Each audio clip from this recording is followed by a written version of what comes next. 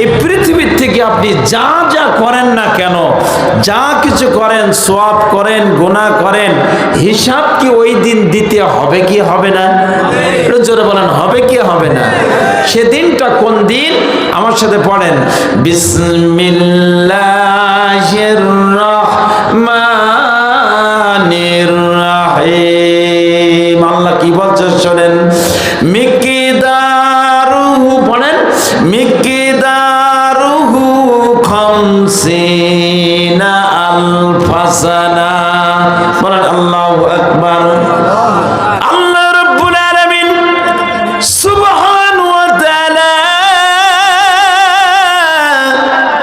ডাক দিয়ে বললেন, হে মানুষ, তোমরা শুনে নাও, তোমাদের একদিন বিচার অবশ্যই অবশ্যই হবে। আল্লাহর কথা সত্য না মিথ্যা? জোরে বলেন, সত্য না মিথ্যা? আল্লাহ বললেন সেই দিনটা হলো কতদিন, কত সময়, একটু জানার দরকার আছে না নাই? সেই দিনটা হবে বিচারের দিনটা, হাসরের দিনটা কতটুকু লম্বা হবে মারে ও শোনারে, একটু কান খাড়া করে শুনে যাও। হিসাবের দিনটা হবে মিকদারুহু খামসিনা আলফা সানা, দুনিয়ার 50,000 বছরের নাই। আখিরাতের বিচারের দিনটা হবে মাত্র একটা দিন সমান। কতদিন বললাম?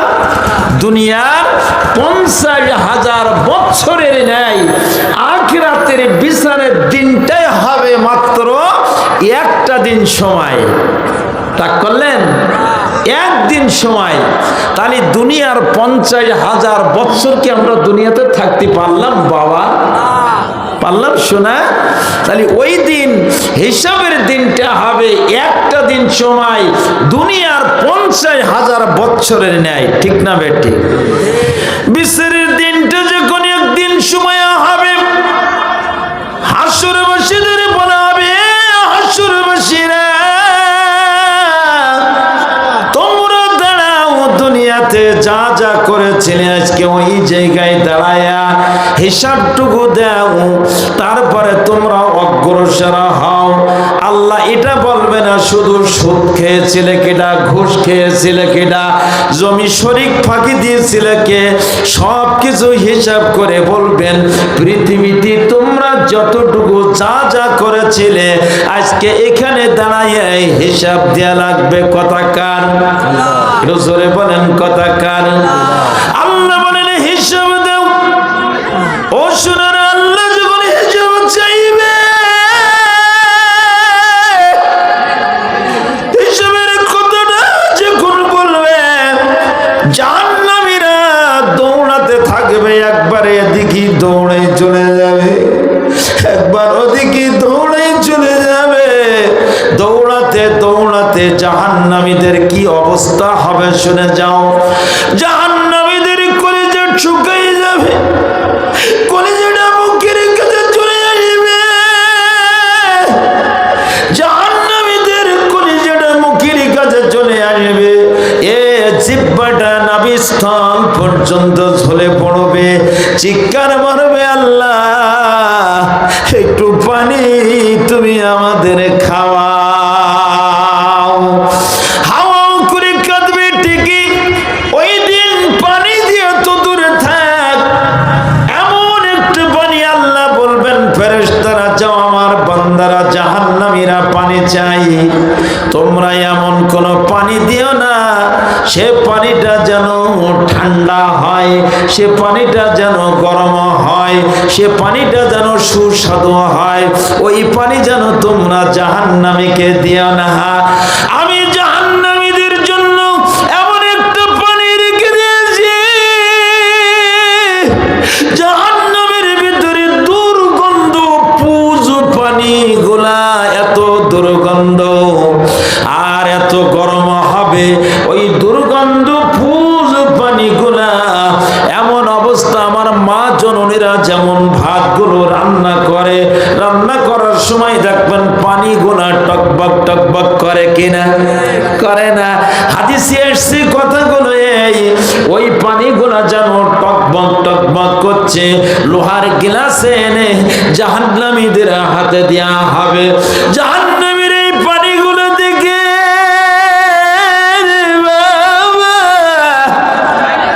পানিগুলো যে মাত্র দেখবে পানিটা থাবাতে ধরে নিয়ে ঢক ঢক করে খেয়ে ফেলবে।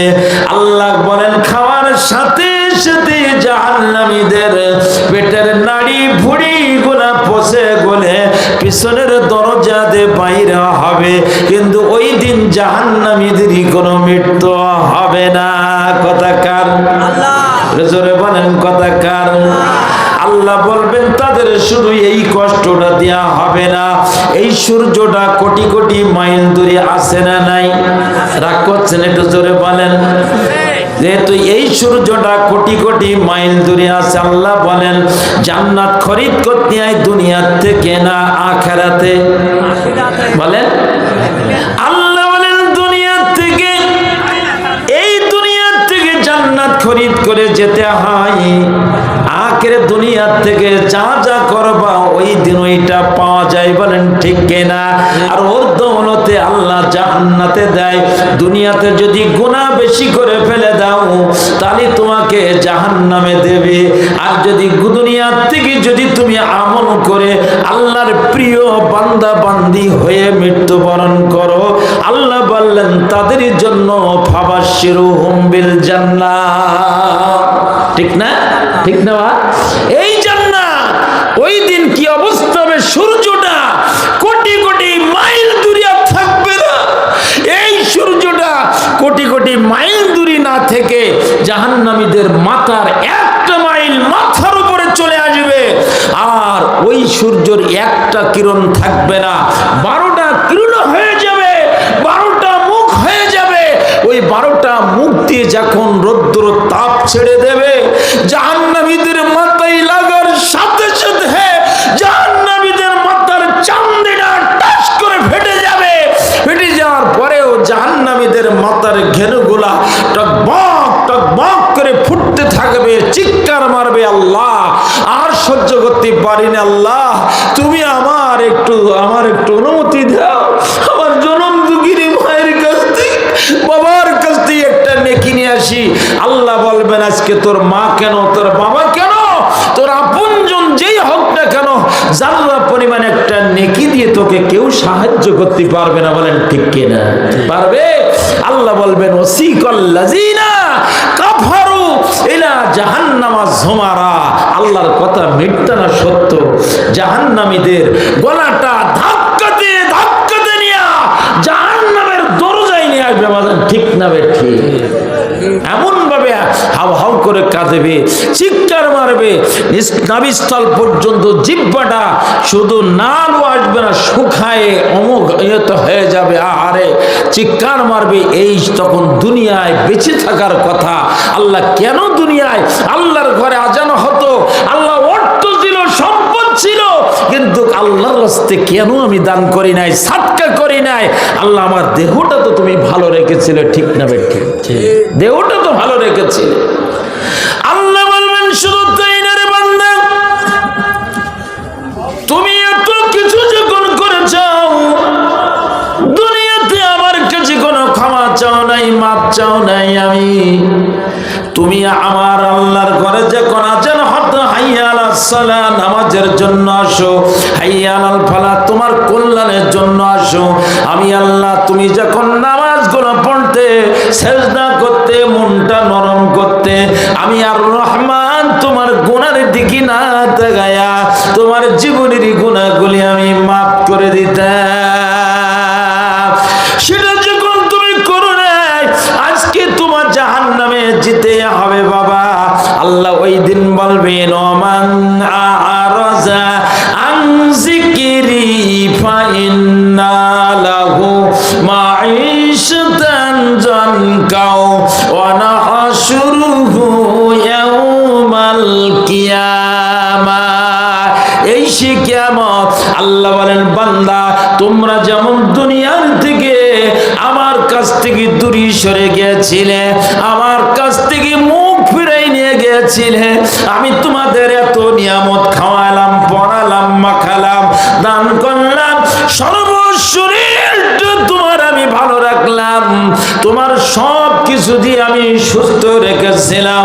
আমার শুকরিয়া যখন তুমি করো নাই, তুমি যেমন দুনিয়াতে আমাকে ভুলে গিয়েছিলে, অমান আরজান জিকিরি, আজকে কিয়ামতের দিন আমি তোমাকে ভুলে গেলাম। তাহলে আপনি যদি আল্লাহকে ভুলতে পারেন, এত সম্পদ পেয়ে, এত শরীরটা ভালো রেখে, তাহলে ওই দিন আপনি যদি দুনিয়ার থেকে বলে যান, আল্লাহকে ওই দিন ভুলতে পারবে কি পারবে না? কথা কয় না, পারবে বাবা, সব ভুলে যাবে। এই জন্য আল্লাহ বলছেন দুনিয়ার থেকে তোমাকে সঞ্চয় করতে হবে, আখিরাতের সম্পদ তোমাকে দুনিয়ার থেকে কামাই করে নিয়ে যেতে হবে। বলেন ঠিক কিনা? আল্লাহ যদি বলেন ফাবাশশিরুহুম বিল জান্নাহ, তুমি কি কামাই করে এনেছো?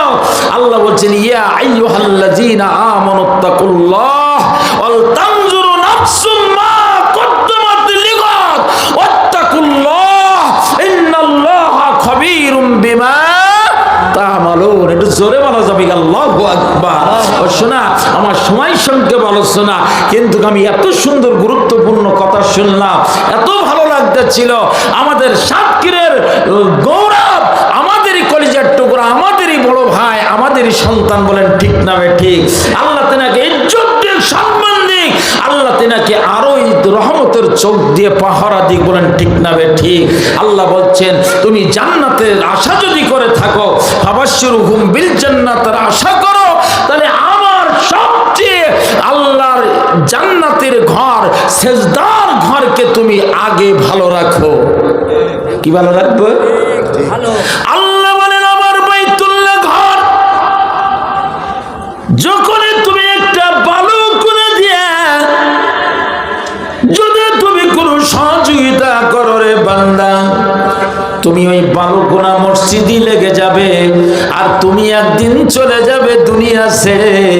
ওই মসজিদে, ওই আল্লাহর বাইতুল্লাহ ঘরে যে সেজদা করবে, যে ইমানদার একজন সেজদা করবে, একজন আমলি ব্যক্তি সেজদা করবে, তার দোয়ার দৌলতে বান্দা তোমার জীবনের গুনাহ আল্লাহ মাফ করে দিতে পারে। পারে কি পারে না? এ হতভাগা শুধু তোমার জনম দুঃখিনী মা বাবা